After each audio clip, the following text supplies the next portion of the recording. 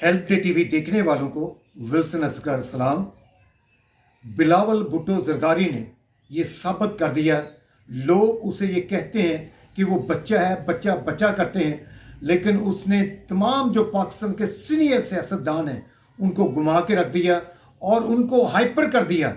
और एक सियासी चाल चली जिससे स्पीकर ने एक गैर आइनी काम कर दिया कि जो रिक्विजिशन थी कौमी असम्बली का इजलास बुलाने की, वो स्पीकर ने लेट कर दिया और 21 तारीख को जो इजलास होना था वो 25 को ले गए। और ये स्पीकर कौमी असम्बली ने आइनी तौर पर गैर आइनी काम किया, यानी आइन शिकनी की।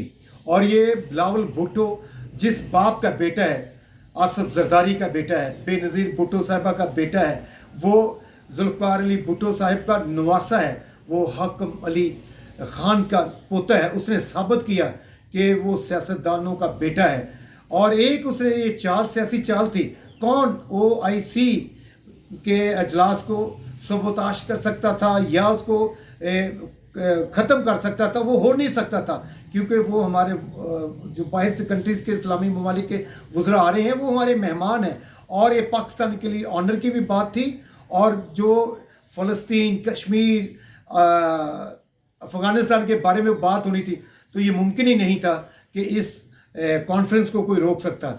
लेकिन उसने इस बयान देकर जो शेख रशीद का हाल किया, जैसे सीनियर वो सियासतदान थे, जैसे उन्होंने बयान दिए ऐसे बिल्कुल जैसे एबनॉर्मल, गुस्से और जो होश से बाहर आ गए, वो बयान दिए शाह महमूद कुरैशी साहब और दूसरे वज़रा ने। उसने साबित किया, इनको गुस्सा चढ़ाया, हाइपर किया और तरह तरह की बातें की।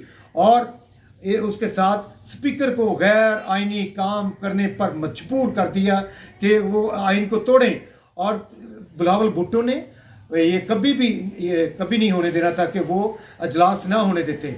और प्लस जो उनके साथ अपोजिशन पार्टी के लोग खड़े थे, शहबाज शरीफ और फजलुर रहमान, मौलाना फजलुर रहमान साहब, वो साथ खड़े थे। ये कैसे मुमकिन था कि ये अजलास वो रोकते? उन्होंने तो अपना जो एहतजाज था 23 तारीख का, जो 23 मार्च का पहले से वो तय था, उन्होंने 25 तारीख पर ले गए।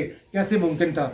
लेकिन उन्होंने हुकूमत को गैर आइनी काम करने पर मजबूर कर दिया। ये चाल थी बिलावल भुट्टो की। ये एक सियासी, यानी कि जो एक उसने बयान दिया और इनको बदहवास कर दिया, इनको एबनॉर्मल कर दिया और स्पीकर को, हुकूमत को गैर आइनी काम करने पर मजबूर कर दिया। इन्होंने बड़े बड़े जो शेख रशीद ने कहा कि माई कलाल कोई ऐसा कर नहीं सकता, कोई भी नहीं कर सकता था।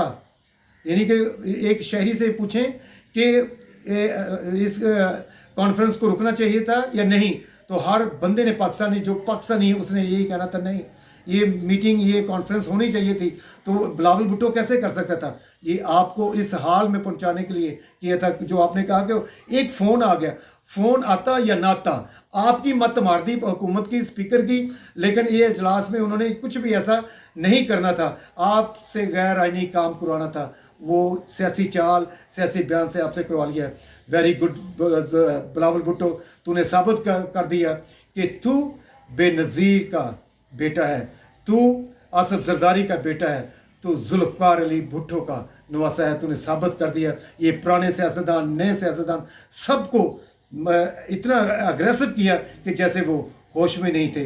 बस ये सियासी चाल, जो भी बहरान पे बात करें, जो पाकिस्तान में सियासी बहरान बना हुआ इस टाइम, इस पे अगर बात करें तो घंटों बात हो सकती है। इसका रिजल्ट क्या निकलता है? जैसे व्लॉग करता हूँ, सियासी समझ बूझ रखता हूँ, तालीम के मुताबिक भी, जर्नलिज्म के मुताबिक भी, उसके मुताबिक तो ये लगता नहीं है ये हुकूमत बचेगी। हाँ, कोई गैबी मदद आ जाती है या कोई और, जैसे ये कहते थे, जैसे शेख रशीद ने कहा ज़िम्मेदारों ने कॉल की है, तो ये सब कुछ, ये कुछ हो सकता है। या इनके आदमी वापस आ जाते हैं, इत्तेहादी वापस आ जाते हैं, तो हुकूमत कायम रह सकती है। लेकिन एक जी शौर आदमी को ये समझ से बाहर है कि किस तरीके से ये हुकूमत बच सकती है, तो ये आने वाले दिन बताएंगे। लेकिन मैं बिलावल भुट्टो को शाबाश देता हूँ कि तूने साबित कर दिया, तू सबसे बड़ा सियासतदान है। पाकिस्तान जिंदाबाद।